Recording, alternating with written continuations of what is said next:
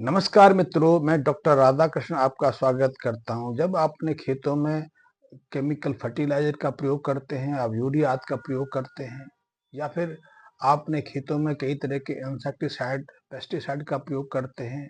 Insecticide का प्रयोग आप कीड़ों से अपनी फसलों को, अपनी साग सब्जियों को सुरक्षित रखने के लिए, उन कीड़ों को मारने के लिए करते हैं। पेस्टिसाइड का प्रयोग भी आप जो आपकी फसलों में, आपके पेड़ पौधों में जो बीमारियां लग जाती हैं, जो कीटों का संक्रमण होता है, उससे मुक्ति पाने के लिए करते हैं। वैसे कई बार एंटीसेप्टिक का प्रयोग हम व्यक्तिगत रूप से अपने घरों के आसपास भी करते हैं। ये हम भी मक्खी मच्छर जैसे कई कीटों से बहुत परेशान रहते हैं और हमारे दिमाग में ये बैठा दिया गया है कि इनसे मुक्त नहीं हुए तो कई तरह की बीमारी हमें लग जाएंगी। आजकल तो डेंगू का भय दिखाकर भी कई तरह के इंसेक्टिसाइड घर में बेचे जा रहे हैं और इनकी जो जो खपत है वो दिनों दिन बहुत तेजी से बढ़ रही है। अन्यथा हमें एक बात को समझ लेना चाहिए, चाहे हम इन इंसेक्टिसाइड का प्रयोग अपने घरों में करें, आपके अपने आसपास के वातावरण में करें या खेतों में अपनी फसलों को रोगों से मुक्ति दिलाने के लिए करें, उस सब का सीधा सीधा प्रभाव पूरे प्राणी जगत पर पड़ता है। इसमें मनुष्य जैसा प्राणी भी है, मनुष्य बड़े जानवर भी हैं, चाहे उसमें हाथी हो, ऊंट हो, घोड़ा हो, गधा खच्चर हो, भैंस बकरी हो, गाय हो या फिर हमारी मिट्टी में या आसपास रहने वाले सूक्ष्म जीव हो, सूक्ष्म जीवाणु हो, इन पर सब पर इसका प्रतिफल पड़ता है। इससे जिनसे हम मुक्ति पाना चाहते हैं उनसे मुक्ति तो हमें मिलती नहीं, लेकिन जो हमारे लाभदायक हैं, जो हमारे जीवन के लिए बहुत उपयोगी कीट पतंगे हैं, जीवाणु आदि सूक्ष्म तत्व हैं, वो अवश्य से मर जाते हैं। आपको जानकर आश्चर्य होगा, इस संजीवनी बूटी के नाम पर एंटीबायोटिक्स का प्रयोग पिछले 50 सालों से मानव समाज को कराया जा रहा है। हमें रोग मुक्ति के लिए निरंतर वो एंटीबायोटिक दिए जा रहे हैं। उनके कारण वो बीमारियों से तो हमें बहुत कम मात्रा में सफलता मिली है। कुछ संक्रामक रोगों को तो नियंत्रण करने में हम कुछ हद तक कामयाब हुए हैं, लेकिन इनके एंटीबायोटिक्स के निरंतर प्रयोग से हम कई अन्य बीमारियों के शिकार हो गए हैं। तो इन एंटीबायोटिक्स का जब हम निरंतर प्रयोग करते हैं तो हमारे पेट के अंदर, हमारे गट स्थान में, हमारे जो भेद आंत्र है उसके अंदर जो हजारों हजारों तरह के जीवाणु रहते हैं वो नष्ट हो जाते हैं। इसलिए जैसे ही हम एंटीबायोटिक्स लेते हैं तो बहुत लोगों को डायरिया हो जाता है। डायरिया यानी कि दस्त लग जाते हैं, बल के रूप में पानी सदृश तरल आने लग जाता है। कई बार एंटीबायोटिक प्रयोग के बाद हमें बहुत सारी भयंकर कमजोरी महसूस होती है या फिर एक बीमारी के बाद दूसरी बीमारी हमें झेलने लगती है। एंटीबायोटिक के साथ डायरिया नहीं होता, कई लोगों को एसिडिक समस्या हो जाती है, छाती में भारीपन रहने लगता है, गैस बनने लगती है, अपच की समस्या हो जाती है, खाया हुआ भोजन सहजता से पचता नहीं है, कई लोगों को जटिल किस्म की कब्ज भी हो जाती है। एंटीबायोटिक्स के निरंतर प्रयोग से गॉल ब्लैडर में पथरी बन जाती है, लीवर खराब हो जाता है और ये मैं अपनी तरफ से नहीं करता, ये वैज्ञानिक स्वास्थ्य विशेषज्ञों की रिपोर्ट कहती है। तो जब ऐसे एंटीबायोटिक के प्रयोग से हम बीमार हो सकते हैं, हम 70-80 किलो के जो प्राणी हैं इससे प्रभावित हो सकते हैं, तो उन एंटीबायोटिक दवाओं का प्रयोग हमारे सूक्ष्म जीवाणु पर कितना गहरा पड़ता होगा, आप इसका अंदाजा लगा सकते हैं। तो पिछले 50 सालों में हमने बहुत सारी तरह की दवाओं का प्रयोग अपने खेतों में किया है, तो उनके दुष्प्रभाव के कारण भी हमारे मित्र जीवाणु, हमारे बहुत तरीके के जो मित्र कीट हैं वो समाप्त हो गए और इन सब का सीधा सीधा प्रभाव हमारी खेती के ऊपर पड़ा है। इसलिए आप समझ सकते हैं कि साधारण किसान को भी खेती लेने के लिए अब एक तरह से इन केमिकल फर्टिलाइजर के ऊपर पूरी तरह से आत्मनिर्भर होना पड़ रहा है। वो पराश्रित हो गया, बिना ऐसे खेती नहीं ले सकता। इसलिए खेती पर अब खर्चा बढ़ने लगा है। 1960 के 65 के आसपास 10 किलोग्राम यूरिया के माध्यम से किसान अपना खेती करता था तो उसकी फसल की उत्पादकता 4 गुना बढ़ गई थी। आज किसान 60 की तुलना में, 1960 की तुलना में अपने खेतों में कम से कम 15 गुना ज्यादा यूरिया का प्रयोग कर रहा है, लेकिन आज उसकी उत्पादकता जो उचित स्तर से अब नीचे आने लगी है। अब पर्याप्त प्रयास करने के बावजूद भी उसकी उत्पादकता घट रही है, फसल की यील्डों में निरंतर गिरावट आ रही है। और इतना ही नहीं, सबसे बड़ी समस्या तो ये रह रही है कि फसलों की मात्रा तो अवश्य बढ़ रही है, लेकिन कई तरह की बीमारियां जो अनियंत्रित हो जाती हैं, जिनको हम सहजता से नियंत्रित नहीं कर पाते, जिन पे हम सहजता से काबू नहीं कर पाते, उनकी समस्या भी बढ़ती जा रही है। और इन बीमारियों से मुक्ति पाने के लिए किसान को फिर अतिरिक्त मात्रा में दवाएं खरीदनी पड़ती हैं, कीटनाशकों का प्रयोग करना पड़ता है, और इन कीटनाशकों की जो कॉस्ट है वो सब किसान को झेलनी पड़ती है।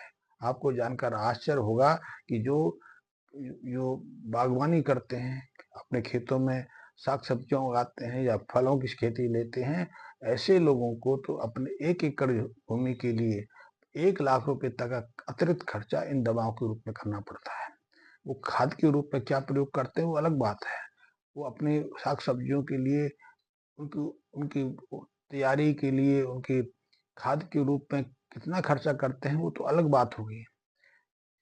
रोगों से मुक्ति दिलाने के लिए या फिर रोग हो जाने पर उससे मुक्ति देने के लिए दवाओं के रूप में जो खर्चा करते हैं वो तो लाखों तक पहुंच जाता है।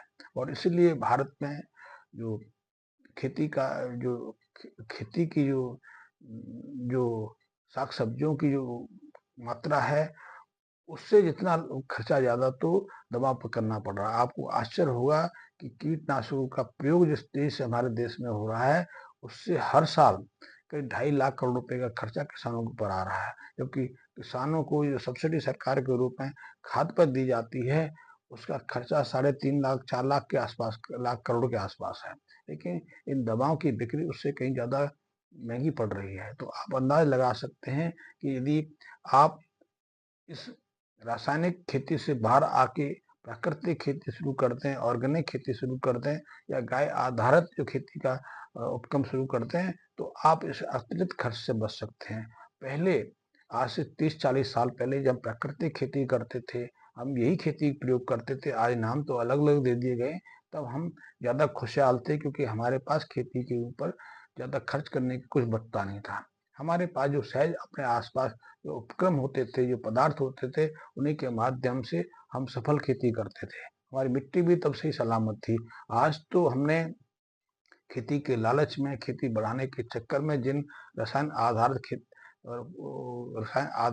खादों का प्रयोग शुरू कर दिया है या जिन दवाओं का प्रयोग अपने निरंतर अपनी फसलों को रोगों से मुक्त रखने के लिए कर रहे हैं, उससे तो हमने एक तरह से अपने गले में मुसीबतों का पहाड़ी डाल लिया है और इससे चक्कर से बाहर आना हमारे लिए मुश्किल है। इसलिए हर 2 महीने में हमें सुनने मिल जाता है, देखने में आता है, हम स्वयं इसके साक्षी बन जाते हैं कि बहुत सारे रोग ऐसे हैं जो बाजार में उपलब्ध दवाओं से भी नियंत्रण में नहीं आते, काबू में नहीं आते। इसका सीधा सीधा नुकसान किसानों को उठाना पड़ता है।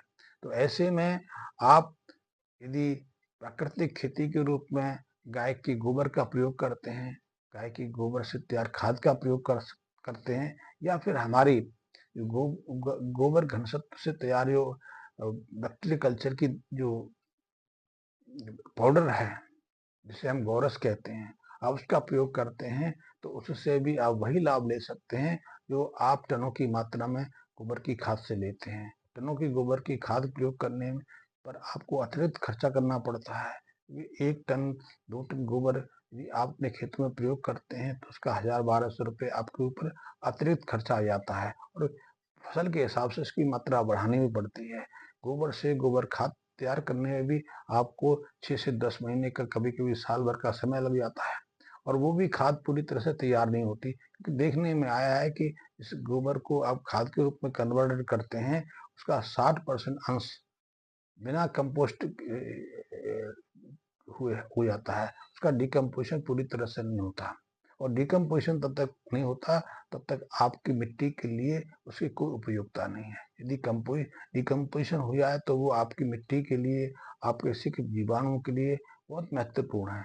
तो ऐसे में आप अपने खेतों में उस बैक्टीरिया कल्चर का प्रयोग कर सकते हैं। वैसे आजकल बहुत सारे बैक्टीरिया कल्चर बाजार में उपलब्ध हैं, लेकिन हमने भी एक प्रयोग किया है क्योंकि हम ऐसे प्रयोग पर पिछले कई सालों से लगे हुए थे। हम गाय के गोबर की जो जो इम्पोर्टेंस है, जो उसकी विशेषता है, उनसे भली बात परिचित थे, और हम नहीं, हमारे पूर्वज तो हजारों लाखों सालों से गाय की उपयोगिता को समझते हैं, और फिर हम उसी उपयोगिता को वैज्ञानिक परीक्षण से जांचने का प्रयास किया।